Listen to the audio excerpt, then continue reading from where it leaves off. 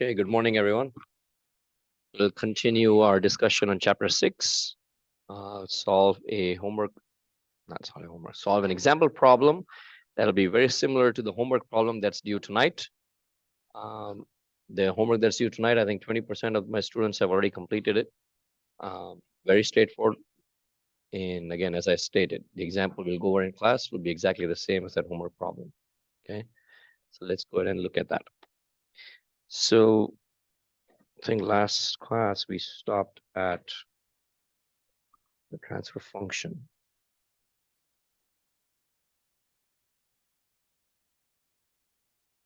Okay. So we have a circuit. We don't know how the circuit is configured. We don't know what's inside the circuit. We don't know how it does something. The only thing we know is what it does. And that's the only thing we are interested in. And that is described by the transfer function. It's a function that describes the working or the operation of that circuit. Literally just simply tells us how the input is being transferred to the output.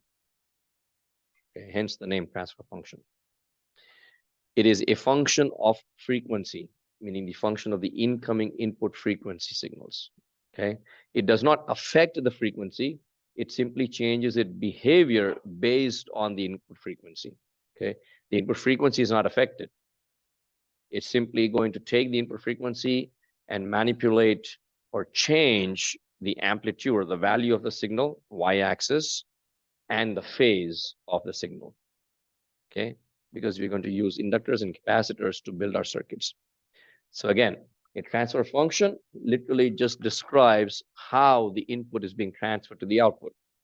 In mathematical terms, it is the ratio of the output voltage to the input voltage. And both are in phasor form. Okay, so H of F simply the ratio of the output phasor voltage to the input phasor voltage, V out over V in. That's it. And from that equation, we can write V out is simply the product of H of F and the input. And this is the reason why we don't care what is inside the circuit and we don't care how it actually works. We are not doing any circuit analysis inside the circuit. We only want to predict the output based on the input. And this equation allows us to do that. If we know the H of F for any circuit, we can calculate the output or we can predict the output for any given input. And that is the point. Okay.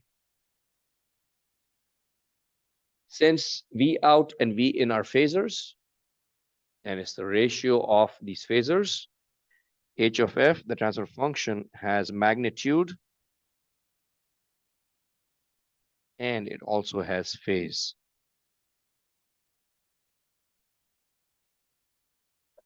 It's a complex quantity. H of F has magnitude and it has phase, but it doesn't have any units. It is dimensionless, again, because it's a ratio of voltages. Okay, ratio of voltages.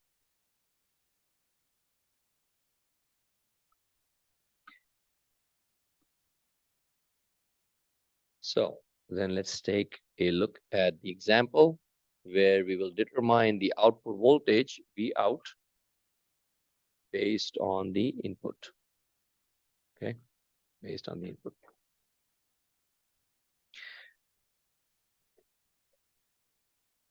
So here's an example problem.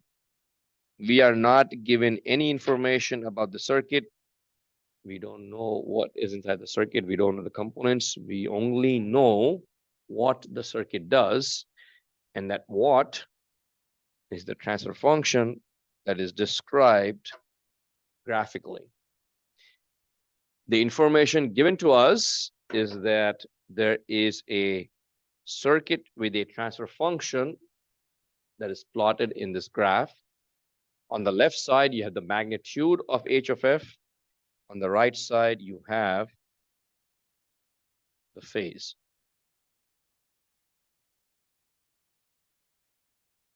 This is the magnitude. And this is the phase angle of h of f. We are asked to determine V out of t if V in is given by this expression on the right. Okay. Determine V out of t if V in of t is given by this expression.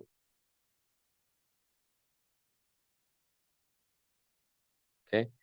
H of f is given to us, although in a graphical form. And then V in is given to us as a time-dependent function. We are asked to find what the V out is. Okay.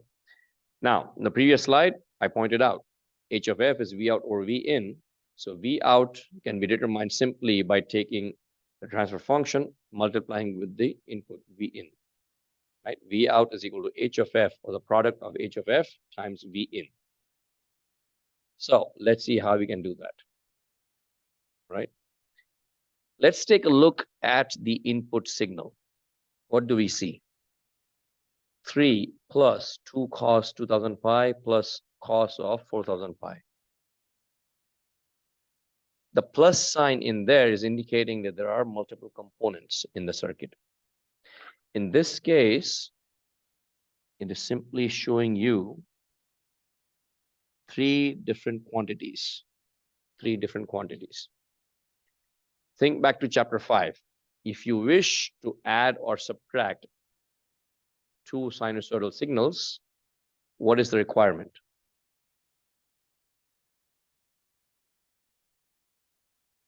Yep, the frequencies must be the same. Do we have the same frequency here? No. First quantity, there's actually no frequency. 3 is just the value of the waveform 3, but it's not a function of time. There is no t in there. It is simply a flat line of 3. So V in 1, if I describe these three quantities separately, I can note them as V in 1, V in 2, and V in 3. All together, they comprise V in. Okay, but it's three different quantities, three different frequencies, hence we cannot add them.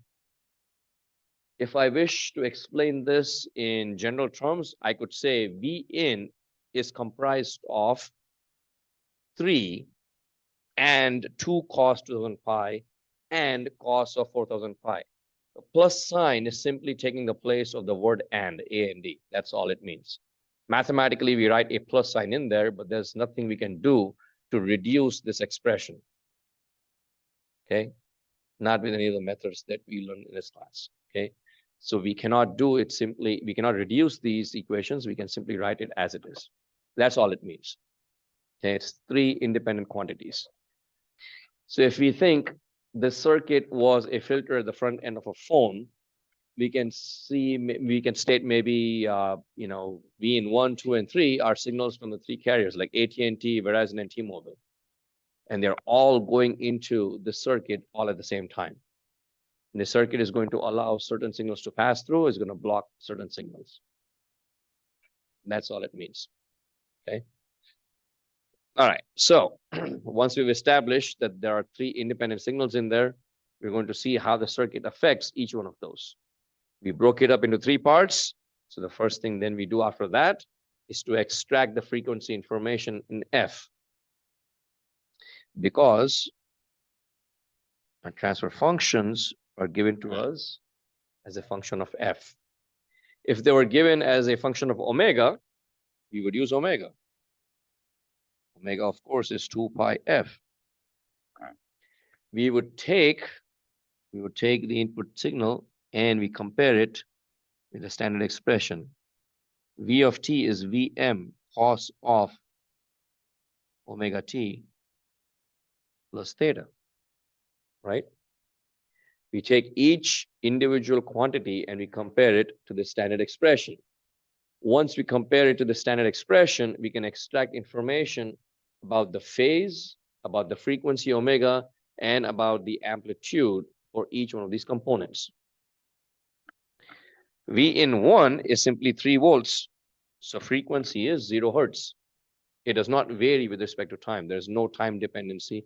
There is no frequency dependency. It has the same fixed value given at any given point in time. So it's 3 and frequency F1 is 0 hertz. V in 2 is 2 cos of 2000 pi t. Equate 2000 pi to omega 2 pi f. You obtain F2 as 1000 hertz and F3 as 2000. Okay, so the incoming input to the circuit has components at 0 hertz, 1000 hertz, and 2000 hertz. So far, so good? Yes. Yes. V and T was given.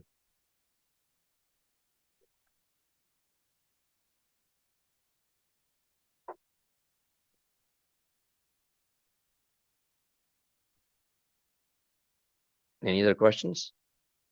Far?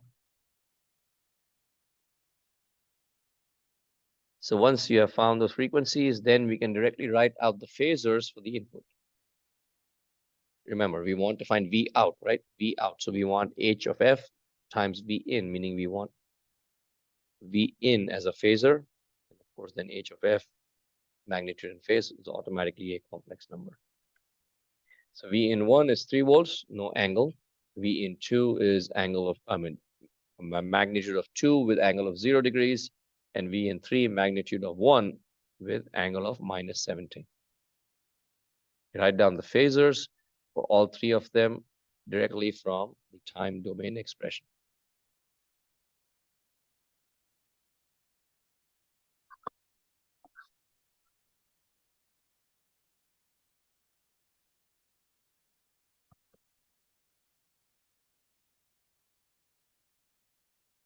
Make sense? Okay, now that we have the frequencies F1, F2, and F3, we go over to our graphs and extract information about H of F.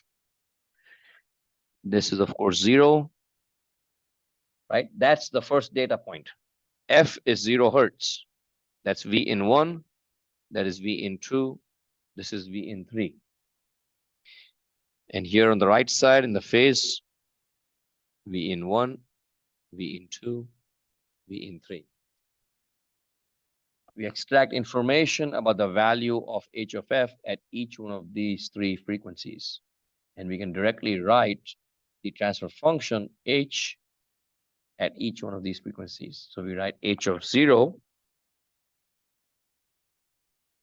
H of 0, H of 1000, and H of 2000. The values of the transfer function H at 0, at 1000, and at 2000. At 0, the magnitude is 4 with an angle of 0. Hence, H of 0 is simply 4. Right there. At H of 1000, magnitude 3, phase angle 30. Hence, H of 1000 is 3 with an angle of 30. For V in 3, frequency F3 is 2000, magnitude 2, phase angle 60. Hence, H of 2000 is 2 with an angle of 60. Let's take a pause. Think on that. Let me know if you have any questions.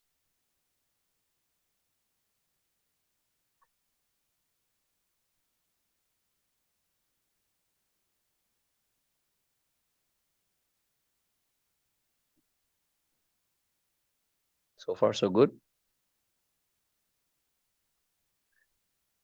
Well, all that's left is to multiply.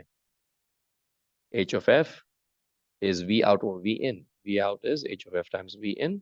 We have both H of F and we have V in. Multiply together and we obtain outputs for every single input quantity. V out 1, and this will be in phasor form. V out 1 is H of 0 times V in 1. 4 times 3, 12 volts. V out 2 is 6 with an angle of 30. And then V out 3 is 2 with an angle of -10. Your final answer should be in the time domain because what is asked is V out of t. V out of t is being asked. And so the final answer should also be in the time domain. Never get it right.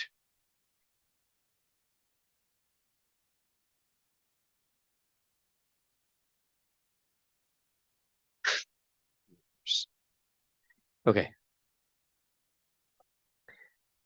You perform the inverse phasor transform, 12 volts remain as it is. When you perform the inverse phasor transform, the frequency remains the same. So second quantity has a frequency of 2000 pi. So 6 angle 30 becomes 6 cos of 2000 pi t plus 30 degrees. And the last one becomes 2 cos of 4000 pi t minus 10. Okay. The final answer V out of t should contain all three components. And we cannot add them together.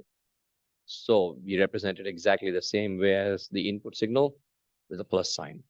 And that is all. So write it down, think over it. Let me know if you have any questions. All right, let's zoom it up.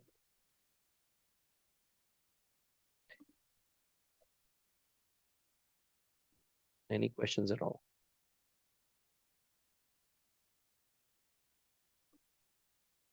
Yes.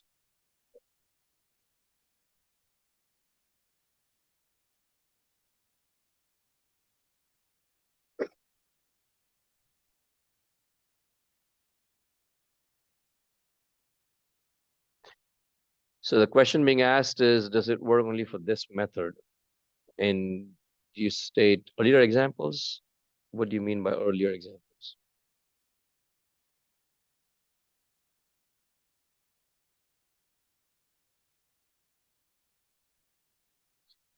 Oh, adding and subtracting phasors, chapter 5? No, it wouldn't work there. Yes.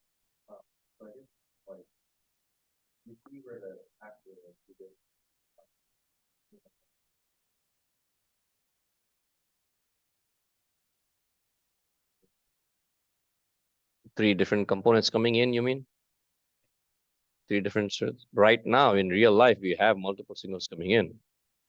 I mean, if you hold up your cell phones are receiving television signals right now, radio signals, Wi-Fi signals, signals from AT&T, T-Mobile, Verizon, everything is coming in all the same time.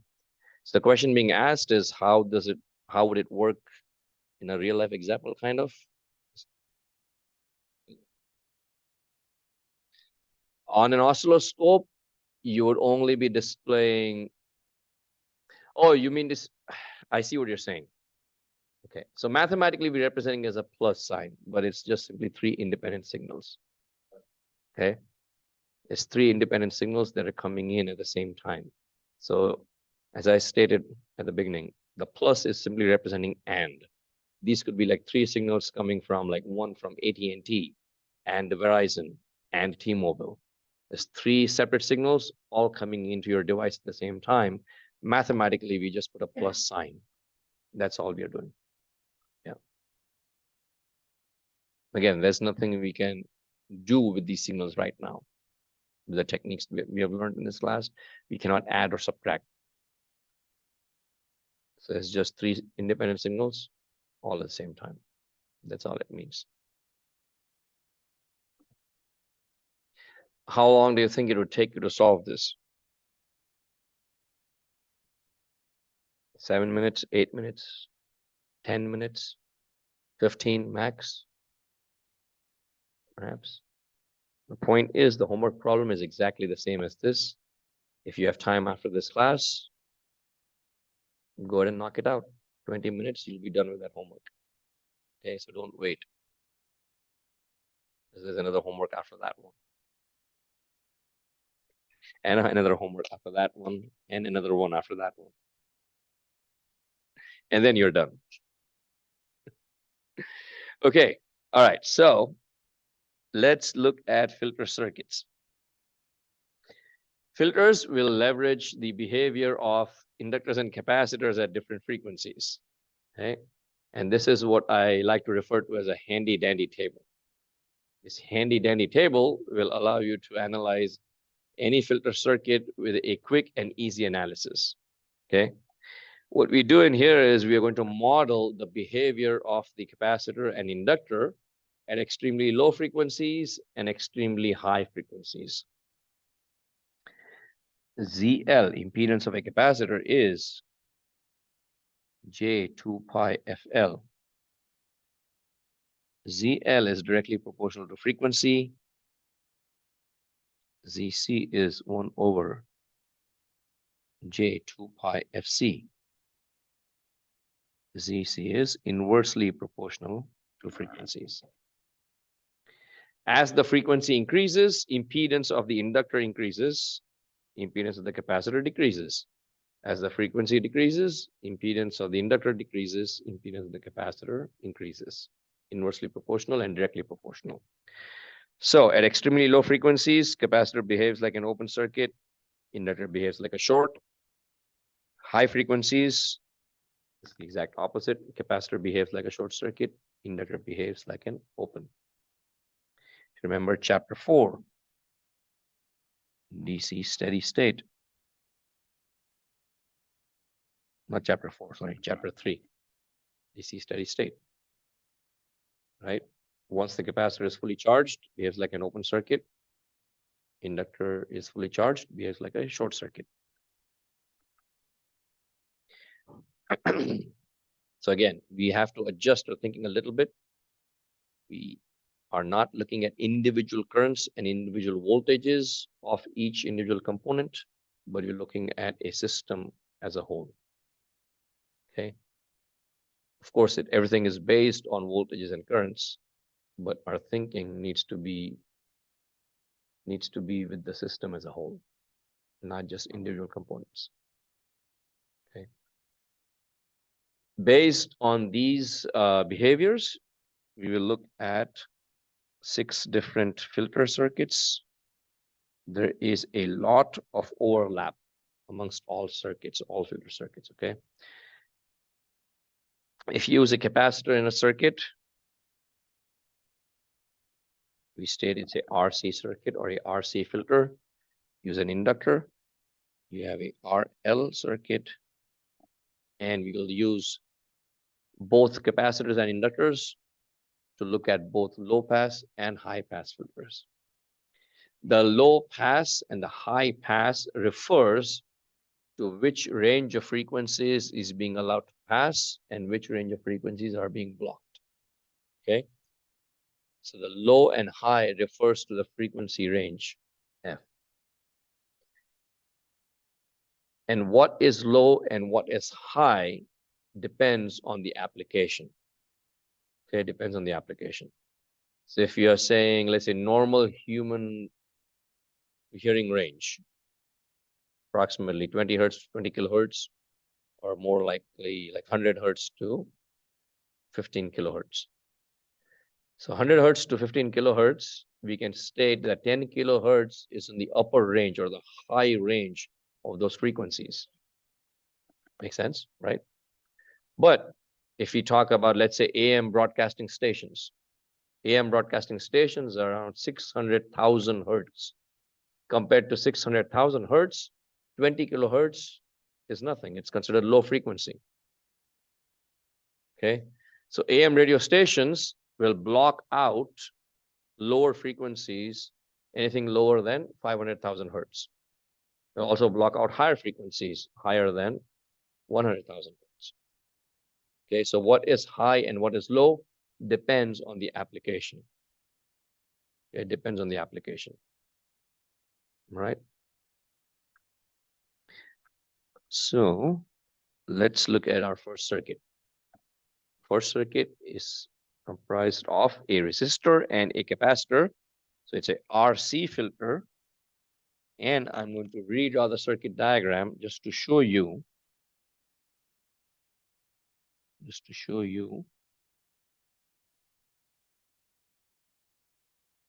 this. It's a resistor in series with a capacitor. A resistor in series with a capacitor. Current flows through the circuit. Voltage drop. Passive reference configuration. And we are now taking the output of the circuit across the capacitor.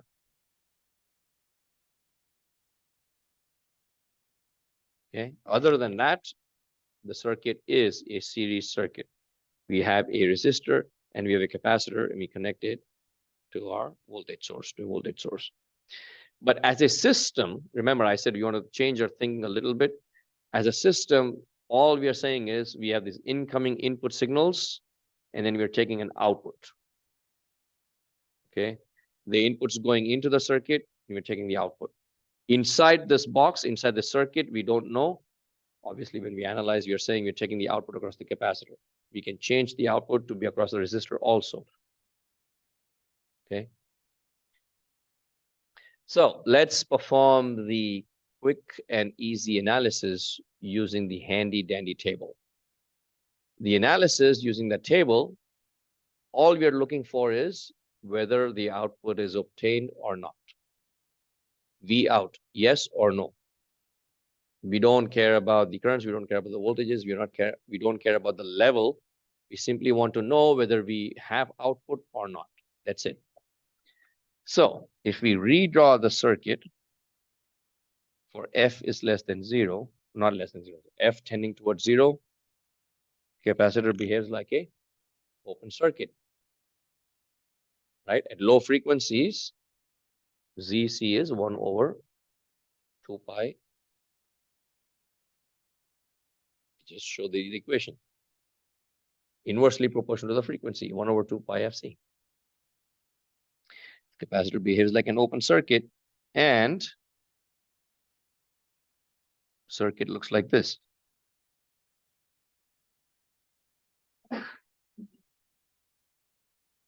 There's V out.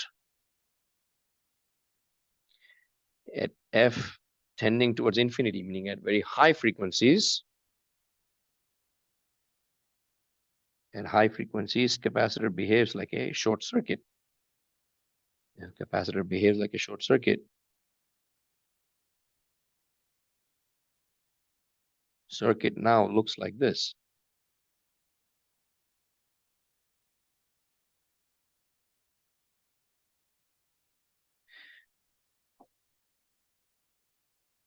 Okay. So let's take a pause while you look at these two circuits. Think on that and let me know which circuit do you obtain output and which circuit output is 0. It's a yes and no answer. One of the circuits, the output is yes. The other circuit is output is no. No means 0. So which circuit is V out equal to 0? Take your time. Okay, one of the answers is the second one. Anyone buying that?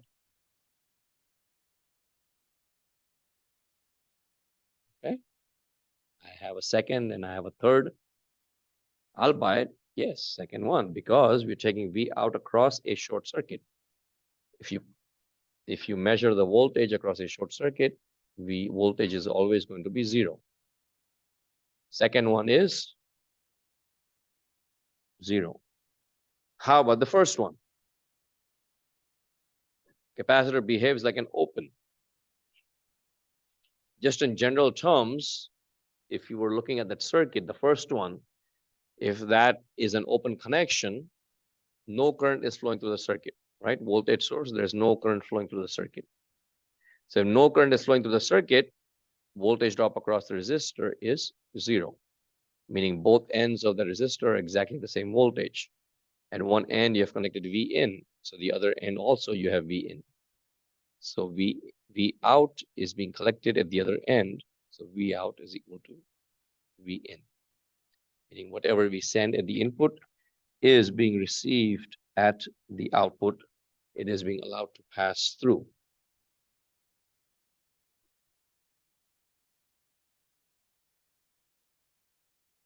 then again, we'll take a step back and we'll look at it as a system as a whole, rather than looking at currents and voltages. Okay. So first circuit, you give some input, you obtain an output. Second circuit, you give an input, but the output is 0. So first circuit, input is being passed through to the output. Second circuit, input is being blocked from the output.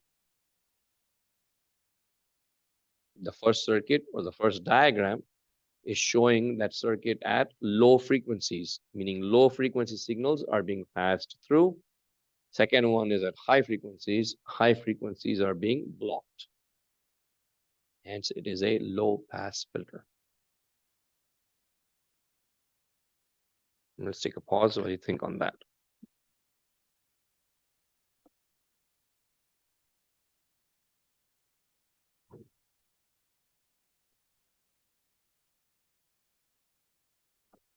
All right, questions? Yes. So yes, I can explain. We model the circuit at low frequencies and at high frequencies. And then we like to see whether we obtain V out yes or no. In this particular instance, it's the same circuit, right? It's just a different illustration, meaning how the circuit transfer function or behavior changes depending on the input frequencies. So inputs coming all at once. All at once. There are like maybe hundreds of thousands of signals coming in all at once. Some of them have low frequencies, some of them have high frequencies. So the capacitor behaves like an open circuit for low frequencies. It behaves like a short circuit for high frequencies. So we replace the capacitor with an open circuit or a short circuit, and we look at it. Output V out yes or no. If it's no, V out, if it's 0, then V out is no. No output, no output. And because it's open circuit, V out is yes. Whatever we give it the input, you obtain it the output. So that first illustration is showing you low frequency response. Low frequencies, we obtain output, yes. High frequencies, output is blocked, 0. So low frequencies are allowed to pass through, high frequencies are blocked. Hence, it is working as a low pass filter. And that's what the name suggests. Low frequencies are passed through, low pass filter. Okay. Now, what if you change the output? Instead of taking the output across the resistor, instead of taking the output across the capacitor, we take the output across the resistor. Take a wild guess.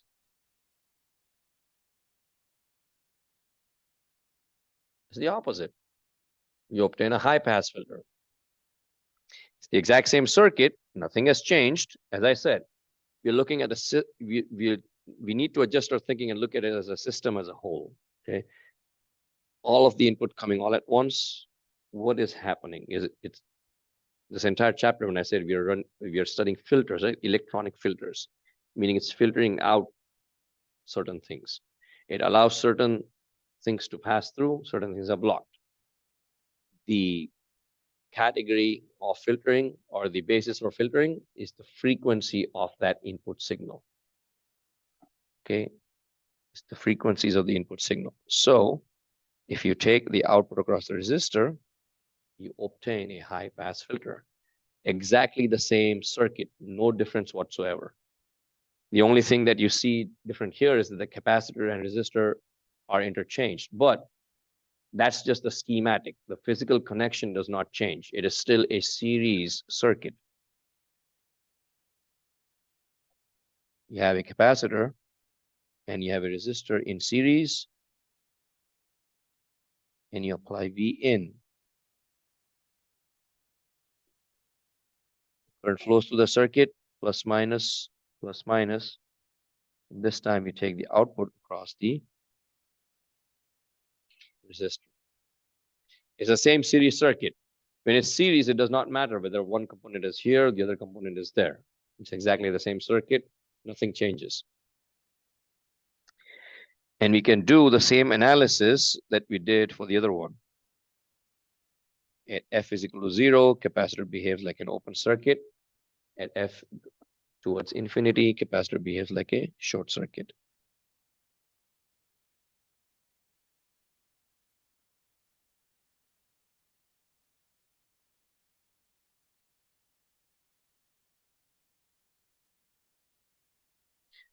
And F is equal to infinity. Capacitor is a short circuit.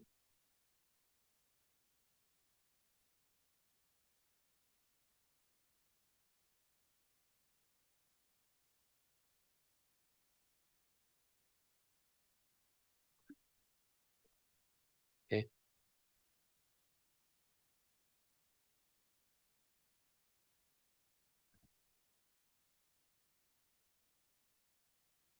So let's look at the second one. What do we see? High frequency signals, capacitor behaves like a short circuit. In this case, we take the output across the resistor, meaning whatever we give at the input is available at the output. It's a short, right? So V out is equal to V in. And then at low frequencies, capacitor behaves like an open. If it's open, nothing is going through. There's a break in the line. V out is equal to 0. V out is equal to 0. There's a break in the line, right? So no output. So low frequencies are blocked. High frequencies are allowed to pass through. Hence, it works as a high pass filter.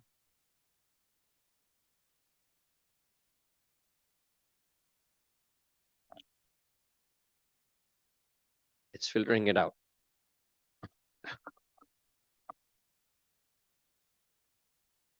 As I stated earlier, it's the exact same circuit.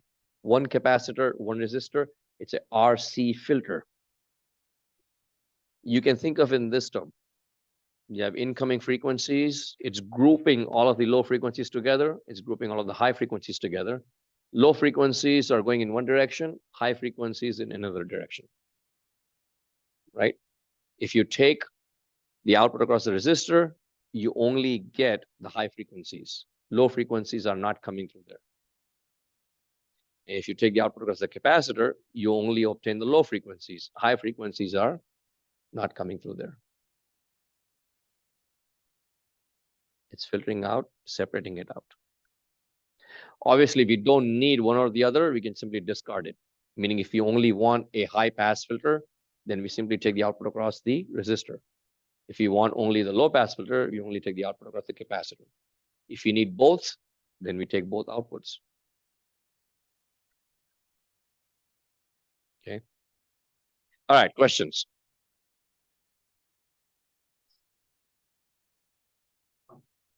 There's a lot of new information. And again, as I stated earlier, it requires a little bit of an adjustment in thinking.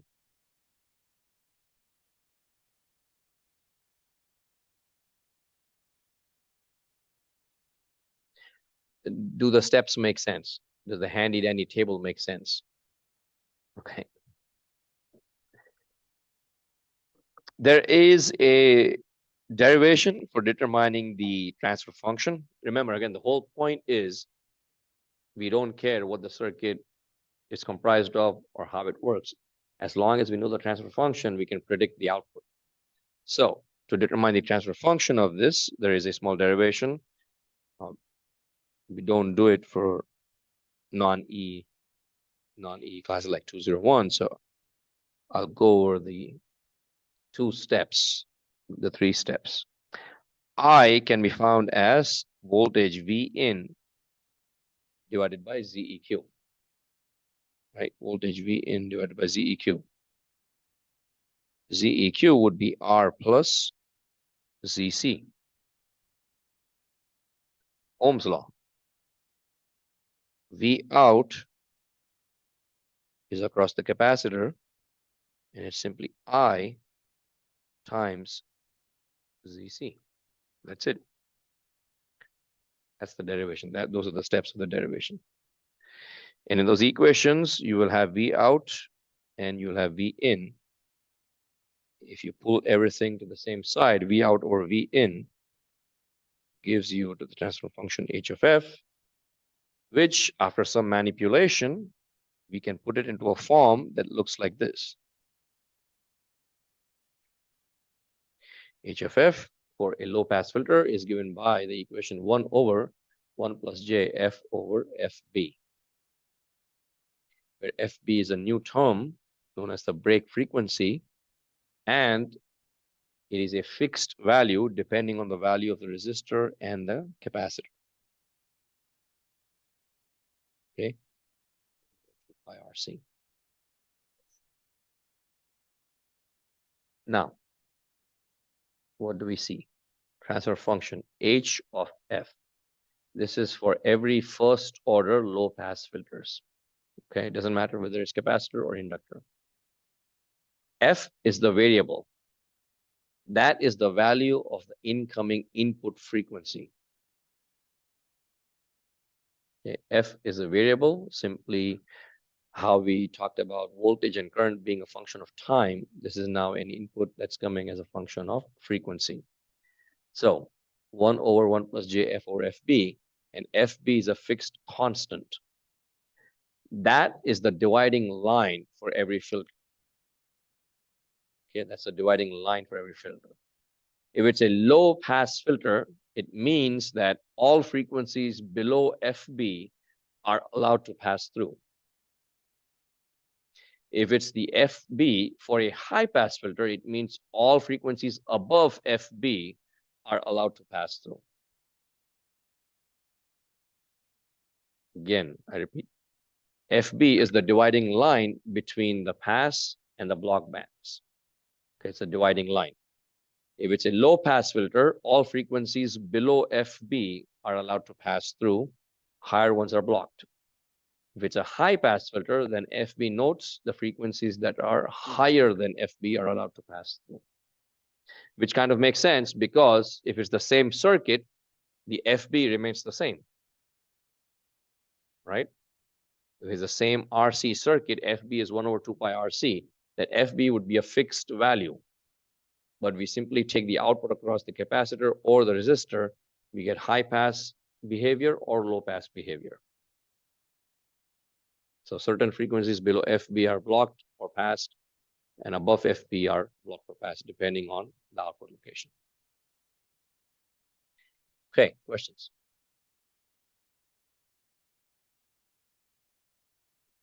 FB is also known as the cutoff frequency.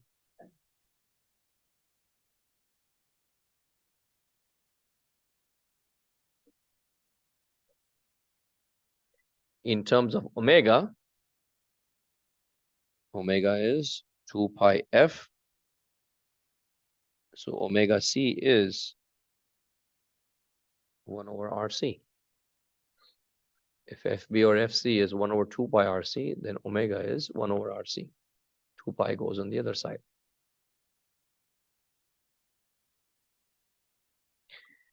For a low pass filter, if I was to plot an ideal shape of voltage V out versus frequency, I would have like a flat line. This is pass, this is blocked.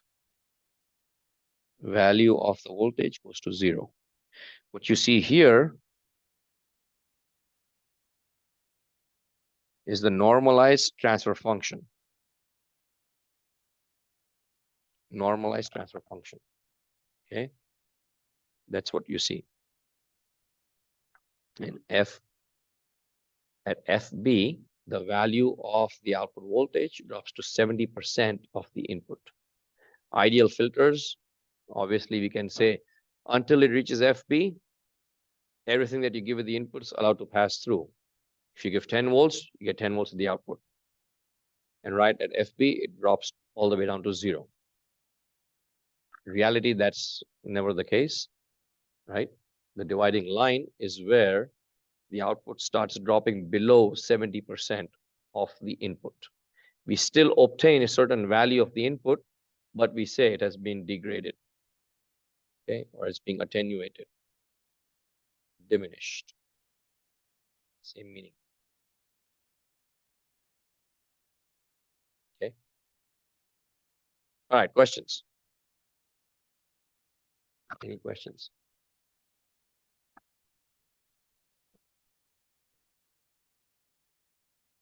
If we perform the same derivation for the resistor output, we obtain a different equation.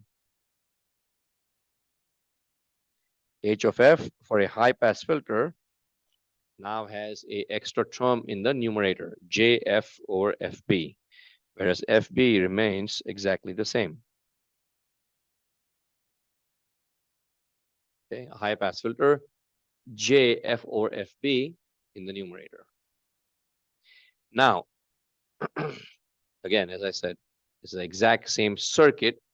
We're simply changing where we take the output from. The equation is still valid for the same circuit. Okay, both equations are still valid for the same circuit. If you take the output across the resistor, it's behaving like a high pass filter. The transfer function is different. If we switch out the capacitor with the inductor is opposite of the capacitor. So functions exactly the same, analysis is exactly the same, but the filtering functions are now interchanged. If you take a RL filter and you take the output across the inductor, you obtain a high pass filter. And if you take the output across the resistor, you obtain a low pass filter. So I'll draw out this diagram quickly. When low frequencies, inductor behaves like a short circuit.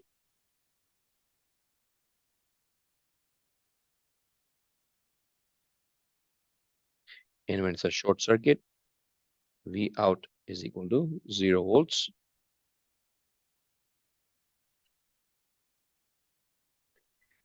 At high frequencies, inductor behaves as an open circuit.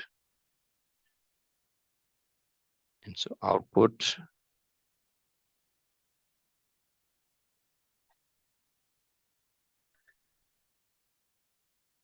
V out is equal to V in. Hence, it is a high pass filter. A high pass filter.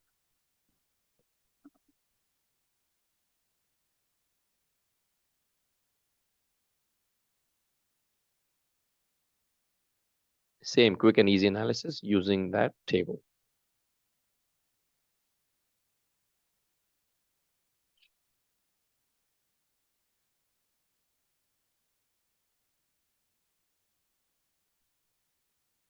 And then if you take the output across the resistor,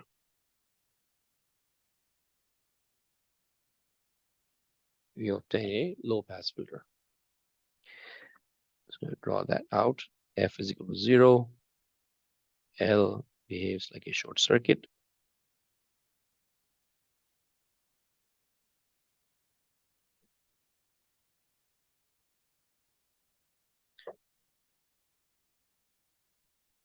V out is equal to V in.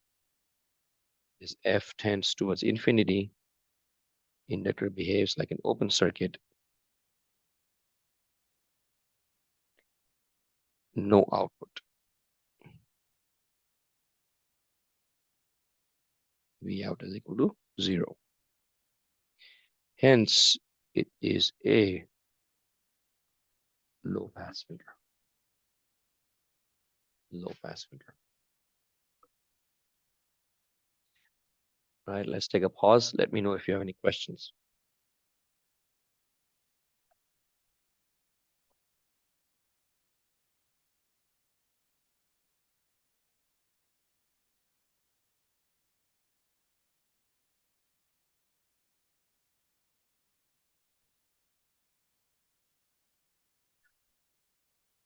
Any questions?